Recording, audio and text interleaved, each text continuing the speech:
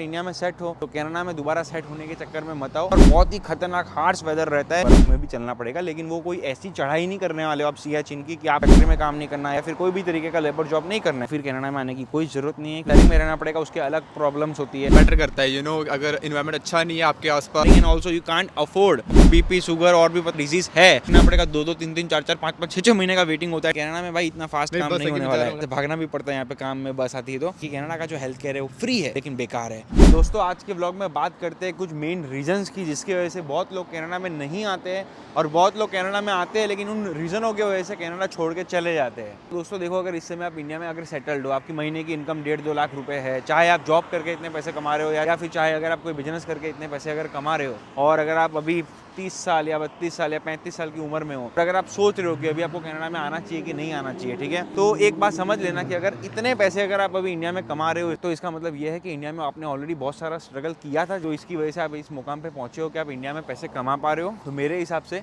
दोबारा अगर 30 साल के बाद यहाँ पे आओगे तो फिर से वो स्ट्रगल आपसे नहीं होगा, क्योंकि जब बंदा 20 साल या 25 साल का होता है ना, तो वो लेबर जॉब्स अगर कुछ काम नहीं मिलता है तो स्टार्टिंग में कर लेता है। लेकिन अगर आप इतनी इनकम ऑलरेडी इंडिया में कमा रहे हो तो यहाँ पे आने के बाद तुरंत ही आप लेबर जॉब नहीं करोगे, ठीक है, जब स्टार्टिंग में आपको कोई जॉब नहीं मिलेगी। इंडिया में सेट हो तो कनाडा में दोबारा सेट होने के चक्कर में मत आओ, क्योंकि सेट होने के लिए आप दुनिया में कहीं भी सेट हो सकते हो, लेकिन जो 2 से 5 साल या 7 साल का जो स्ट्रगल है ना, वो हर जगह आपको करना पड़ेगा। तो अगर वो स्ट्रगल करने के लिए दोबारा सेकेंड टाइम कनाडा में अगर आप रेडी नहीं हो तो कनाडा नहीं आना चाहिए। लेकिन एट द सेम टाइम अगर इस समय कोई स्टूडेंट अगर ये वीडियो देख रहा है, ठीक है, आपने इंडिया में इस समय स्ट्रगल नहीं किया है, ना ही आपने कनाडा में किया है, तो फिर अगर आपको स्ट्रगल करना ही है तो मैं आपको यही सलाह दूंगा कि कनाडा में आके करो, क्योंकि मैंने भी इंडिया में स्ट्रगल नहीं किया था। मैं डायरेक्टली फ्लाइट पकड़ के अपना बैचलर्स खत्म करके कनाडा में आ गया था।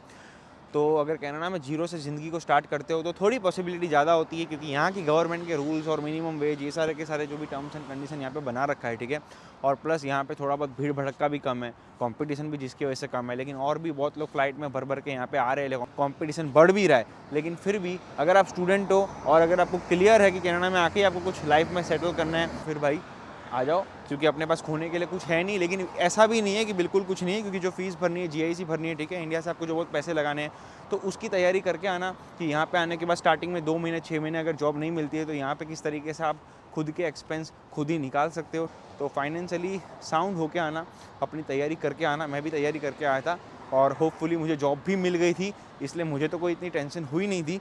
लेकिन हाँ, मैं रेडी था। इस तरीके से बोलते हैं ना कि आपको लड़ाई करनी नहीं चाहिए, लेकिन हमेशा लड़ाई करने के लिए तैयार रहना चाहिए। तो बस तैयार होकर आना। जो दूसरा रीज़न है वो बहुत ही ज़्यादा इंपॉर्टेंट रीज़न है, क्योंकि वो हेल्थ का रीज़न है। वो ही एक रीज़न है जिसको मैं एक वैलिड रीज़न समझता हूँ। अगर मान लीजिए इंडिया में आपको कोई मेडिकल कंडीशन है, कोई मेडिकल प्रॉब्लम है, जिसमें आपको डॉक्टर बोल रहा है, खुद आपका दिमाग नहीं, आपको डॉक्टर बोल रहा है कि भाई तू ठंडियाँ बर्दाश्त नहीं कर सकता, तू विंटर के लिए नहीं बना, अगर तू विंटर में जाएगा तो तेरे को जुकाम हो जाएगा, सर्दी हो जाएगी, तेरी लाइफ बर्बाद हो जाएगी, तो भाई आपको कनाडा में नहीं आना चाहिए। क्योंकि कनाडा में 4-5-6 महीना ठंडियाँ रहती है और बहुत ही खतरनाक हार्श वेदर रहता है।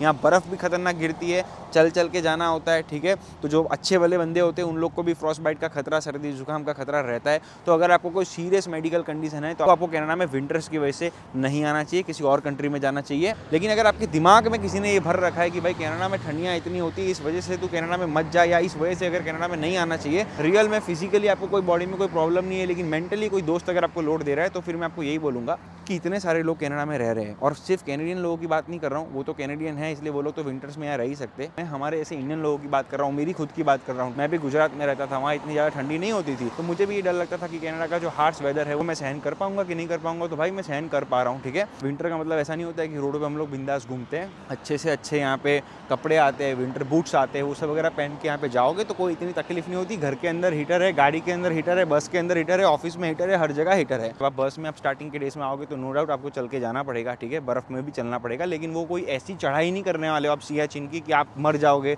या जम जाओगे। आर्मी के इतने सारे सोल्जर्स हैं इंडिया में जाके लड़ते हैं, वो अपनी उम्र के ही होते हैं, 20, 25, 30, 35 साल की जवानी की उम्र के होते हैं। हम भी जवान हैं, ठीक है, बूढ़े तो है नहीं कि यहाँ आएंगे और हमको कोई प्रॉब्लम हो जाएगी तो हम रहेंगे नहीं रहेंगे। तो ऐसी फालतू चीज़ें दिमाग में मत डालो। कोई सीरियस कंडीशन है तो ठंडियों की वजह से मत आओ, लेकिन अगर खुद से डर लग रहा है कि कनाडा में किस तरीके से रह पाओगे तो भाई मोटिवेशन लो आर्मी के उन सोल्जर्स से जो सियाचिन में बॉर्डर पे सीना ताने बंदूकें ठाने दुश्मनों से लड़ रहे हैं और ठंडी से भी लड़ रहे हैं एट द सेम टाइम। जब उनको कुछ नहीं हो सकता तो उनका मेंटेलिटी अपनाओ, उनकी मेहनत करो, खाना पीना डाइट अच्छा रखो। और ऐसी तो कोई सियाचिन जैसी ठंडी नहीं होने वाली है यहाँ पे, लेकिन सिर्फ मोटिवेट करने के लिए आपको मैं उनका एग्जाम्पल दे रहा हूँ कि जब वो कर सकते हैं तो हम भी कर सकते हैं। अब अगर अपने लाइफ में सोच रखा है कि आपको अपने कंफर्ट जोन में ही रहना है, अपने कंफर्ट जोन से बाहर नहीं आना है, हार्डवर्क नहीं करना है, स्ट्रगल नहीं करना है, तो आपको कनाडा में नहीं आना चाहिए। क्योंकि कनाडा में आने के बाद ये तो मैं आपको गारंटी के साथ बोलता हूँ कि स्टार्टिंग के कुछ महीने जब आपको कोई काम नहीं मिलेगा तो लेबर जॉब्स में फैक्ट्री जॉब माननी पड़ेगी, माननी पड़ सकती है, नहीं माननी पड़ेगी अगर कोई काम नहीं मिला तो। मैंने खुद ने बियर फैक्ट्री में काम किया था और भी बहुत सारे न जाने क्या क्या लेबर जॉब्स करे थे। अब आपके पास दूसरा ऑप्शन ये है कि अगर आप बोलते हो कि नहीं मैं ऐसा सब काम नहीं करूँगा, ठीक है, मेरे को फैक्ट्री में काम नहीं करना या झाड़ू पोछा नहीं मारना या फिर कोई भी तरीके का लेबर जॉब नहीं करना है, मेरे को भी नहीं करना था, फिर उसमें दूसरा बैकअप ऑप्शन ये है कि आप भाई इंडिया से पैसे वैसे लेकर आओ कि भाई काम ना मिले तो ऑटोमेटिकली आपका जो सेविंग्स है उसके थ्रू आपका जो लिविंग एक्सपेंस है वो स्लोली निकलता रहे। लेकिन अगर आपके पास पैसे भी नहीं है, लिविंग एक्सपेंस भी खुद से आप नहीं निकाल सकते हो, एट द सेम टाइम अगर आप स्टार्टिंग में स्ट्रगल करके लेबर जॉब्स भी नहीं करना चाहते हो तो फिर आपको कनाडा में नहीं आना चाहिए। मैं आपको पूरी लाइफ लेबर जॉब करने के लिए नहीं बोल रहा हूँ, लेकिन कनाडा में आज बड़ी बड़ी कंपनियों के जो मैनेजर लेवल है ना, इंडियन नहीं, मैं कैनेडियन लोगों की भी बात कर रहा हूँ, उन लोगों ने भी लाइफ में कभी ना कभी स्टार्टिंग में जो पार्ट टाइम जॉब करी थी उसमें कोई ना कोई लेबर जॉब किया था। चाहे वॉलमार्ट में काम करना हो, चाहे डिशवॉशर का काम करना हो, चाहे उबर ईट्स में खाने की डिलीवरी करनी हो, चाहे उबर पैसेंजर में लोगों को इधर से उधर छोड़ना हो, सब तरीके का काम यहाँ पे हर एक तरीके के बंदे ने किया था। वो सब काम करना नहीं चाहते हो तो फिर कनाडा में आने की कोई ज़रूरत नहीं है, क्योंकि स्टार्टिंग में तो खुद को घिसना पड़ेगा। तो एक और जो दिक्कत आपको कनाडा में आने के बाद फेस करनी पड़ेगी वो ये होगी कि भाई यहाँ पे आपको शेयरिंग में रहना पड़ेगा। यहाँ पे प्राइवेट रूम का जो रेंट होता है वो $800 $900 होता है, टोरंटो की बात कर रहा हूँ, और शेयरिंग का भी रेंट 400 500 600 550 इस तरीके का होता है। तो अगर आप स्टूडेंट लाइफ में यहाँ पर आते हो या फिर अगर आप मान लीजिए अपना PR के बाद भी आते हो, कैसे भी आते हो, कभी भी आते हो, ठीक है, और अगर आपको पैसा खर्चा नहीं करना है क्योंकि आपको यहाँ पे जॉब ही नहीं मिली, जब यहाँ से आप पैसे कमा नहीं रहे हो तो आपको खर्चा करने की इच्छा भी नहीं होगी, ठीक है, तो फिर ध्यान में ये रखना कि आपको शेयरिंग में रहना पड़ेगा। शेयरिंग में रहना पड़ेगा, उसके अलग प्रॉब्लम्स होती है। आपका रूममेट किस तरीके का आएगा, दारू सिगरेट वाला आएगा, अगर आप भी दारू सिगरेट पीते हो तो फिर बल्ले बल्ले है, दोनों साथ में बैठ के पैक लगाना। लेकिन अगर आप साधु संत हो मेरी तरह, अगर आप दारू सिगरेट नहीं पीते हो और अगर आपको ऐसा कोई रूममेट मिला जिसको पिए बिना चलती भी नहीं है तो फिर आपकी काफ़ी ज़्यादा मेंटल स्ट्रेस वाली जो कंडीशन है ना वो दिमाग में आएगी और फिर आप सोचोगे कि भाई मैं क्यों कनाडा में आया था। तो इस टाइम पे अगर आप खुद से लड़ सकते हो कि नहीं मैं कनाडा में मेरे सपने की वजह से आया था और ये जो छोटा मोटा जो मेरे रूममेट का झगड़ा है इसकी वजह से जो मेरा फ्यूचर है कनाडा में उसको मैं नहीं हिलाऊंगा, उसको सैक्रिफाइस नहीं करूँगा, तो फिर आपको कोई टेंशन वाली बात ही नहीं है। और अब और शेयरिंग में रहने की क्या प्रॉब्लम होती है, अभी साथ में रोहित भाई भी पीछे से कहीं जा रहे थे तो मिल चुके, तो जरा आप हमारी ऑडियंस को बताओ कि शेयरिंग में रहने की और क्या क्या दिक्कतें हैं जो हम फेस करनी पड़ती है हमको। और अरे थोड़ा सोचने तो यार, सी ऑफेंड होती है, ठीक है, क्या होती है? प्राइवेसी। अच्छा, प्राइवेसी ऑफेंड होती है, देन ख्याल नहीं मिलते होते। दिल से बोलो कि शेयरिंग में रहने में क्यों मजा नहीं आती है।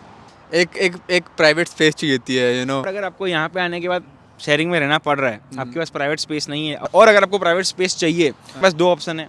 पहला ऑप्शन तो ये है कि भाई इंडिया चले जाओ, हार मान के कि चलो भाई हम पैसे ज़्यादा नहीं कमा सकते, शेयरिंग में भी नहीं रहने में मजा आ रही तो इंडिया निकल लो। और दूसरा ऑप्शन क्या है, ज़्यादा पैसे कमाओ। हाँ, तो आप किस ऑप्शन के इंतजार कर रहे हो अभी? केला खा लूंगा मैं जा रहा हूँ यार, गलती होगी। ये ज़्यादा पैसे कमाने वाले ऑप्शन पे इस समय है, क्योंकि ये यहाँ पे इस समय स्टूडेंट लाइफ इनकी ख़त्म हुई है, वर्क परमिट भी इन्होंने अपना अप्लाई किया है और अभी यहाँ जॉब ढूंढ रहे हैं, ठीक है, PR वाली, नौकरी वाली, फील्ड वाली, और उसके बाद फिर ये यहाँ पे PR भी लेंगे, ठीक है। तो स्ट्रगल करना पड़ता है स्टार्टिंग में। आपने भी शेयरिंग में यहाँ पे रहे होंगे? यस, मैं भी रहा था। शेयरिंग, या हाँ, तो यहाँ पे रहना पड़ता है शेयरिंग में, ठीक है। तो शेयरिंग में रहने में भी अगर आपके रूममेट आपको सही मिलते हैं तो लाइफ सेट है, और अगर रूममेट सही नहीं मिलते तो लाइफ सेट नहीं है। तो अगर रूममेट सही नहीं मिलते तो ये अच्छा पॉइंट है, हमको घर बदलते रहने का। ऐसे मैंने खुद ने आके, जैसे बिल्लियाँ 7 घर बदलती है ना एक रात में, मैंने भी कुछ आके मॉन्ट्रियल में स्टार्टिंग के 4-5 महीने में 3-4 घर बदल दिए थे। मैंने सोचा था कि अगर शेयरिंग में रहना है तो भाई सही रूममेट्स के साथ रहना है। हाँ, और वहाँ का तो एग्री विद दैट, क्योंकि इन्वायरमेंट मैटर करता है, यू नो। अगर इन्वायरमेंट अच्छा नहीं है आपके आसपास, लाइक अगर आप साथ कोई लेजी बनता है या फिर बैड हैबिट्स वाला बनता है तो you gonna attract to that guy, okay, then you won't be able to get, मतलब जैसी संगत वैसी रंगत हो जाएगी। Yeah I agree with that, so this is the main thing. Roommate अच्छा होना चाहिए, that's the main thing, and that's all. Yeah, so if you're ready to live here under this kind of conditions in sharing, then you should always come to Canada. And if you think that you don't want to live in sharing and also you can't afford the private space, then don't come to Canada. केला खाया जा रहा है अभी। तो इसके अलावा और जो मेन एक रीज़न है जो लोग बोलते हैं कनाडा में हमको बहुत तकलीफ देता है, वो होता है हेल्थ केयर का। अब मैंने यहाँ पे हेल्थ केयर की जो कंडीशन है वो फेस नहीं करी, आपने करी है? हेल्थ केयर की वैसे it's been like 1.5 years, I never been like gonna need to go for some kind of health kind of thing. तो मैं भी अभी जवान हूँ, तो भगवान की दया से मुझे भी जाने की ज़रूरत नहीं पड़ी। लेकिन हाँ, बहुत लोग यहाँ पे कहते हैं अगर आपको बीपी, शुगर और भी पता नहीं कोई ना कोई अगर डिजीज़ है, तो कनाडा में आपको अगर इलाज चाहिए तो आपको वेटिंग में लगना पड़ेगा, लाइन में लगना पड़ेगा। 2-2, 3-3, 4-4, 5-5, 6-6 महीने का वेटिंग होता है, ठीक है। और इंडिया में अगर आप पैसे फेंकोगे तुरंत आपका काम हो जाएगा, पैसे नहीं भी फेंकोगे तो भी वहाँ पे काम होने का जो संभावना है इंडिया में ज़्यादा है, क्योंकि इंडिया में आपको प्रायोरिटी में एज सुन एज पॉसिबल आपको सर्विस मिल जाएगी हेल्थ केयर की। लेकिन कनाडा में भाई इतना फास्ट काम नहीं होने वाला है। ओके, इस तरीके से भागना भी पड़ता है यहाँ पे काम में बस आती है तो। फिर अगर कनाडा में आना चाहते हो, ठीक है, ये माइंड में प्रिपेयर होकर आना, ठीक है। मैं ऐसा नहीं बोल सकता आपको कि बीमार मत पड़ना, वो तो अपने हाथ में नहीं है। मैं भी चाहूँगा कि मैं बीमार ना पड़ूँ, लेकिन अगर पड़ गए तो मुझे भी हेल्थ केयर की जो कंडीशन है वो फेस करनी पड़ सकती है। लेकिन मार्केट का जो इस समय रिव्यू है वो ये है कि कनाडा का जो हेल्थ केयर है वो फ्री है, लेकिन बेकार है। बहुत ज़्यादा टाइम लगता है। हाथ में अगर आपका मान लीजिए लंगड़े हो गए और मान लो एक्सीडेंट हो गया, आपका गोड्डा या हाथ टूट गया, ठीक है, तो भी वो आपको बिठा के रखेंगे। वो बोलेंगे नहीं, इस समय हमारा हार्ट का पेशेंट है, उसकी सर्जरी हमको पहले करनी पड़ेगी, वो प्रायोरिटी उसकी पहले है, उसके मरने के चांसेस ज़्यादा है। आपका थोड़ा बहुत नुकसान होगा लेकिन उसका ज़्यादा नुकसान होगा। तो यहाँ पे थोड़ा इस तरीके से मतलब हेल्थ केयर का सिस्टम है। लेकिन हाँ, अगर जवानी में आ रहे हो तो इतना ज़्यादा लोड मत लो भाई, एक्सप्लोर करने के लिए आओ। मैंने ये नहीं सोचा है कि मैं बूढ़ा हो गया तो क्या हो जाएगा, क्या पता मैं बुढ़ापे में यहाँ रहूँ ही नहीं। मतलब कनाडा की बात नहीं कर रहा हूँ, दुनिया की बात कर रहा हूँ, क्या पता दुनिया में ही ना रहूँ, ठीक है। लेकिन अगर आपको कोई मेडिकल कंडीशन है, सीरियस मेडिकल कंडीशन है, और अगर आपको फ्रिक्वेंटली डॉक्टर के पास आना जाना है, तो भाई कनाडा में मत आओ। इंडिया में शांति से बैठे रहो, वहाँ पे अपना इलाज चल रहा है, उसको इलाज को चलाते रहो। यहाँ पे आके उड़ते तीर लेने की आपको कोई ज़रूरत नहीं है। और अगर आप मान लो कि आप टॉकेटिव पर्सन हो, आप घूमने फिरने वाले, मस्ती मजाक वाले ऐसे बंदे हो, आपको अकेले में रहना अच्छा नहीं लगता, होम सिकनेस आपको हो जाती है, आपको फैमिली से दूर रहना अच्छा नहीं लगता, भाई फिर काय को कनाडा में आ रहे हो? तो कनाडा में मत आओ, क्योंकि कनाडा में आओगे तो आपको पता ही है, सीधी सी बात है, घर से दूर आ रहे हो, एयरपोर्ट में मम्मी पापा को बाय करके आ रहे हो, तो घर से तो दूर होने ही वाले हो। अब वो पॉइंट को यहाँ आके अगर आप बोलोगे कैमरे के सामने कि भाई मैं होम सिक हो रहा हूँ, मुझे घर वालों की याद आ रही है, तो ये चीज़ तो आपको पता ही थी, खुद ही आपने बाय किया था। तो फ्यूचर का तो मुझे भी पता है, 5 साल बाद 10 साल बाद तो आपको होम सिकनेस खतरनाक वाली होगी, मेरे को भी होगी। 20 बच्चे चाहिए, फैमिली चाहिए, माँ बहनें सब आजू बाजू में चाहिए, ठीक है यार। स्टार्टिंग के जो 3-4 साल है, ठीक है, तो आपको पता है यहाँ अकेले ही रहने वाले हो, जब तक उनका पीआर नहीं होता, आपका पीआर नहीं होता। और पूरा का पूरा आपका जो कुटुंब है, टब्बर है, वो पूरा का पूरा कनाडा में आपके साथ आने भी नहीं वाला है। आप बुला के भी ब्लड रिलेशन वालों को यहाँ बुला सकते हो, अपनी बहन को बुला सकते हो अगर उसकी शादी नहीं है, अगर उसकी शादी हो चुकी होगी भले वो ब्लड रिलेशन में, आप उसको नहीं बुला सकते। तो ये थोड़ा बहुत सीन यहाँ पे है, होम सिकनेस तो होती है। और प्लस अभी यहाँ पे जिस तरीके से अभी देखो विंटर्स आने वाली है, अभी पूरा क्लाउडी मौसम है, सूरज दादा यानी सन के हमें यहाँ पे दर्शन होने नहीं वाले हैं, तो थोड़ा बहुत डिप्रेशन जैसा होता है। प्लस यहाँ पे 4-5 बजे तो भाई पूरा ही 5 तो ज़्यादा ही बोल रहा हूँ, 4-4:30 बजे अंधेरा हो जाता है विंटर्स के टाइम पे। दिन बहुत ही छोटे हो जाते हैं, रात बहुत ही बड़ी हो जाती है, और उसमें भी सोने पे सुहागा। अगर आप बेसमेंट में रहते हो तो वैसे ही वहाँ पे तो दिमाग ख़राब ही रहता है, तो विंटर्स में और ज़्यादा डिप्रेशन होता है। अगर डिप्रेशन से लड़ने की हिम्मत नहीं है तो फिर कनाडा में नहीं आना चाहिए। बाकी हम तो लड़ रहे हैं भाई, ठीक है। बहुत लोगों को डिप्रेशन बहुत बड़ी प्रॉब्लम लगती है, और मेरे ऐसे लोग को बहुत छोटी लगती है। अब क्या पता मैंने डिप्रेशन कभी लाइफ में फेस ना किया और भगवान की दया से आगे ना करूं, तो डिप्रेशन आपको हो सकता है, ठीक है। लेकिन डिप्रेशन से अगर आपको लड़ना है तो मेरे हिसाब से आप कुछ चीज़ें हैं जो कर सकते हो, जैसे कि योगा करो, मेडिटेशन करो, जिम जाओ। ये इस तरीके से रास्ते में दोस्त आते हैं उनको पकड़ लो। और मैं तो बहुत ज़्यादा टॉकेटिव हूँ, किसी को भी पकड़ के कोई भी तरीके की बातें करने लग जाता हूँ। और जब कोई नहीं मिलता तो कैमरा पकड़ के आप लोगों से यूट्यूब पे व्लॉग बना के या फिर इंस्टाग्राम पे रील बना के बातें करने लग जाता हूँ। तो हर एक चीज़ का इलाज होता है। और मेरे हिसाब से अगर आप जवान हो, इस समय 20 से 25 साल की अगर आपकी उम्र है, दुनिया में स्ट्रगल करना अभी स्टार्ट नहीं किया है, और यहाँ पे लोन लेके भी अगर कनाडा में आ सकते हो, और यहाँ पे मेहनत करके लेबर जॉब करके या फिर किसी भी जॉब करके अगर लोन भर सकते हो, तो मेरे हिसाब से कनाडा में आ जाना चाहिए, ठीक है। एक्सप्लोर कर लेना चाहिए, क्योंकि कनाडा में जाना है, कनाडा में जाना है। इंडिया में अगर ये सोचते सोचते रोना है, इससे अच्छा कनाडा में आके एक बार रो लो। लेकिन फिर अगर इंडिया में जाओगे तो एटलीस्ट ये रिग्रेट तो नहीं होगा लाइफ में कि मैं कनाडा नहीं जा पाया, मेरा दोस्त चला गया, उसने होंडा सिविक के साथ फ़ोटो खींची। यहाँ देख लोगे कि लोग होंडा सिविक ले लेते हैं स्टूडेंट लाइफ में आके, लेकिन फिर वो किस तरीके से यहाँ पे 9 to 5 की जगह 9 to 9 काम करते हैं, मंडे टू फ्राइडे की जगह मंडे से लेकर संडे तक काम करते हैं। तो जब हमको रियलिटी पता होती तो इंडिया में बैठे बैठे इतना दुख नहीं लगता, ठीक है। और तो एग्जांपल के लिए बता रहा हूँ, भाई ने होंडा सिविक ली है, अच्छी गाड़ी है, और इतना मेहनत नहीं करता है, वो दिमाग वाला काम करता है। लेकिन हाँ, यहाँ पे इस तरीके की भी रियलिटी है, लोग गाड़ी लेंगे, फ़ोन लेंगे, आपको एक सेल्फी खींच के भेज देंगे नायग्रा फॉल के साथ। और हमको लगता है इंडिया में कि भाई ये तो बहुत महान काम कर रहा होगा इस समय कनाडा में, जबकि वो कुछ काम कर नहीं रहा होता है, महान शिफ्टें मार रहा होता है। भी एक सच्चाई है। और दूसरी तरफ ये भी सच्चाई है कि लोग यहाँ पे रेंज रोवर लेके घूमते हैं, बढ़िया सा काम करते हैं, चाहे वो रियलेटर हो, चाहे अच्छी कंपनी के मैनेजर हो, चाहे बिजनेस ओनर हो, चाहे रियल एस्टेट में कोई बढ़िया वाला काम करते हो। तो हर एक तरीके का सत्य होता है, अच्छा भी और बुरा भी। लेकिन एटलीस्ट ये है कि आप कनाडा में आके ऐसी अच्छी अच्छी गाड़ियाँ अफोर्ड कर सकते हो, आईफोन लेना अफोर्ड कर सकते हो। ठीक है, मैं लेबर जॉब करके आप नहीं ले सकते, लेकिन यहाँ ले सकते हो। तो इसका मतलब ये बिल्कुल नहीं बोल रहा हूँ कि यहाँ पे आने के बाद लेबर जॉब करो और फिर ज़िंदगी भर परेशान रहो और पेचेक टू पेचेक जियो।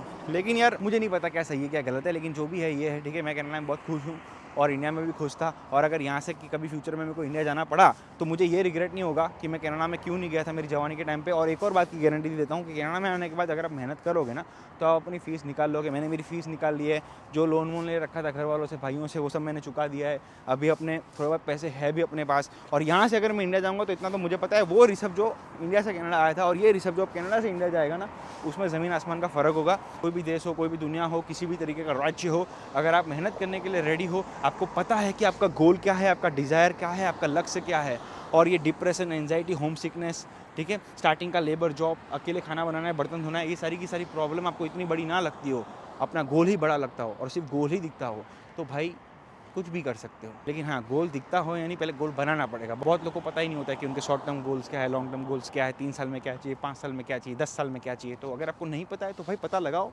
जवानी की उम्र है, हमारे पास टाइम ही टाइम है। और अगर कोई गलत फैसला ले लिया, कभी लाइफ में फेलियर भी मिल गया, तो इतना लोड लेने की बात क्या है। जवानी पड़ी है, 60 साल के अगर आप बुढ़े हो गए हो तो बात अलग है कि कनाडा में आए और हार्ट अटैक आ गया विंटर की वजह से। लेकिन अपने केस में तो अपने जवान है यार, क्या सही है क्या गलत है हमको पता नहीं है। लेकिन जवानी में फालतू फैसले मत ले लेना कि भाई कनाडा में आना है और कनाडा में आ गए और अब ना यहाँ पे लेबर जॉब करनी है, ना मेहनत करनी है, ना कोई भी तरीके की स्किल जगह के वाइट कलर वाला जॉब ढूंढना है, बस बैठे बैठे ताना मारना है, रोना है, ब्लेम गेम खेलनी है। तो इंडिया से अगर कनाडा में लोन लेके आओगे तो एक नहीं 10 लेवल नीचे चले जाओगे, घर वालों को भी परेशान करोगे। तो मेहनत करने की इच्छा है भाई तो ही कनाडा में आना। और कनाडा की बात नहीं, दुनिया में अगर आपको, इंडिया में भी अगर आपको कामयाब बनना है तो भाई मेहनत करनी पड़ेगी, ठीक है।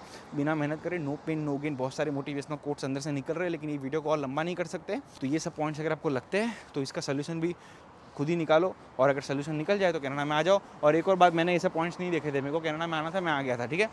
शक्ल से लग ही रहा होगा, अभी भी खुश हूँ, तभी भी खुश था और आगे भी खुश रहूँगा, क्योंकि हमें पता है मेहनत करने से ही इंसान आगे जाता है, ताना मारने से, रोने धोने से आगे नहीं जाता है। बाकी आपका लाइफ है, आपका डिसीजन है। और अगर आपने अभी तक मुझे सब्सक्राइब नहीं किया है तो प्लीज़ कर दीजिए, ये नया चैनल है यूट्यूब का। और अगर आपने इंस्टाग्राम में अभी तक मुझे फॉलो नहीं किया है तो प्लीज़ उस पर भी ज़रा फॉलो कर दीजिए, मुझे ज़रा प्लीज़ मोटिवेट करिए ताकि मैं आपको और मोटिवेट कर सकूँ। बाकी मिलते हैं आपसे किसी नेक्स्ट वीडियो में, तब तक के लिए take care, bye bye and stay safe guys.